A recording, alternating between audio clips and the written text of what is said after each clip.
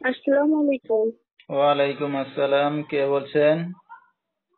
সুমাইয়া বলছিলাম ভাইয়া। সুমাইয়া, কেমন আছেন আপনি? ভালো আছেন সুমাইয়া?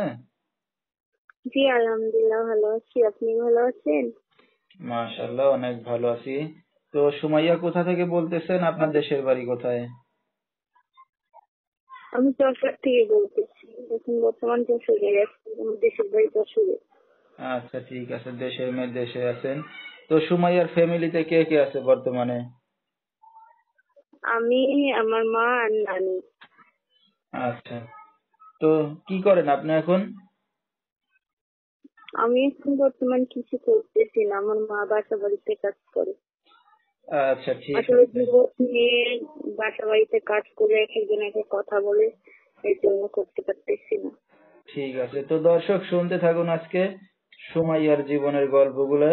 ফুল ভিডিওটি দেখলে মোবাইল নাম্বার পেয়ে যাবেন, সরাসরি যোগাযোগ করতে পারবেন সুমাইয়ার সাথে। তো সুমাইয়া এখন যেখানে আছেন নিজেদের বাড়ি ঘর না নানি বাড়িতে থাকেন? আমরা নানির বাড়িতে থাকি। আমার মার নামে একটু জায়গা আছে ওখানে। আচ্ছা, তো সুমাইয়ার বাবা কোথায়? আমার বাবা আরেক জায়গায় যে বিয়ে করছে, আমাকে খোঁজ খবর রাখে না।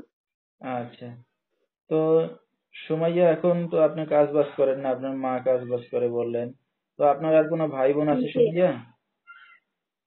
না, আমার আর কোনো নেই তো। আমার হচ্ছে শুনছি ওই সৎমার ঘরে আছে, তারা আমাদের কোনো খোঁজ খবর নেয় না। আচ্ছা আচ্ছা, মানে আপনার বাবার সাথে কোনো যোগাযোগ নেই আপনাদের, এই তো? না না। আচ্ছা আচ্ছা, তো আপনি তো কাজ বাজ করেন না, লেখাপড়া কতদূর করছেন সুমাইয়া?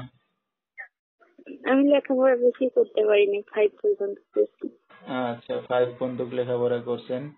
তো সুমাইয়া, আপনার বিয়ে শাদী হয়েছে কিনা?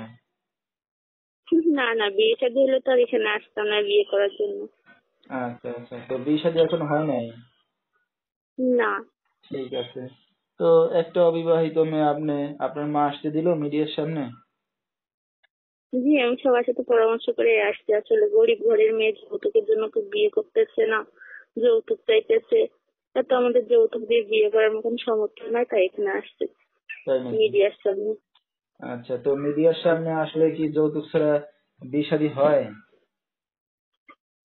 শুনছি তো হয় হয় বলেই তো আসছি।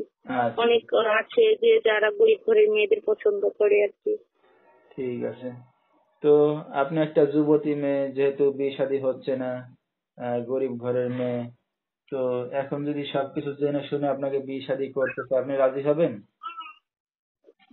সে যেরকম হবে আমার তাতে আপত্তি নেই, কারণ আমি তার কাছে সারা জীবন থাকতে চাই, ভালোবাসা পেতে চাই। আচ্ছা, তো কেমন ছেলে হইলে আপনার পছন্দ হয় সুমাইয়া?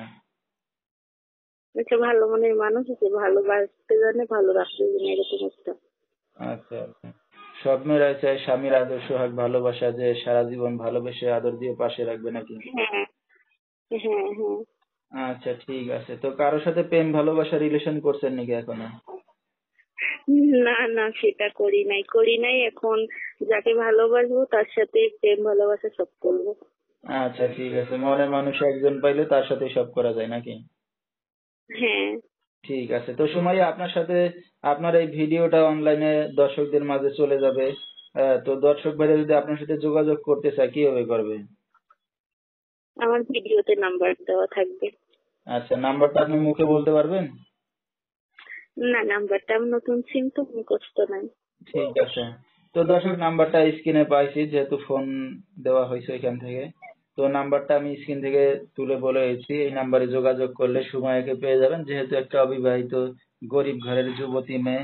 তো যেহেতু যৌতুক ছাড়া বিয়ে শাদী হচ্ছে না, তো কেউ যদি তার পাশে এসে দাঁড়াতে চান বা দায়িত্ব নিতে চান, সরাসরি এই নাম্বারে যোগাযোগ করলে সুমাইয়াকে পেয়ে যাবেন।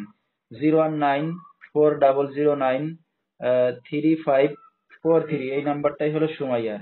তো সময় রাত বেরাতের অনেক দর্শক আপনাকে ফোন দিবে, আপনি একটা অবিবাহিত যুবতী মেয়ে, তো আপনার কোনো সমস্যা হবে? না, আমার কোনো সমস্যা নেই, কিন্তু ভালোবাসার মানুষ যদি ভালোবেসে ফোন দেয় তাহলে তো কোনো অসুবিধাই নেই। আর যদি কেউ অসুবিধার মতন ফোন দেয়, আলতু ফালতু কথা বলে, তাহলে তো অসুবিধা হবে। আচ্ছা, ঠিক আছে, তো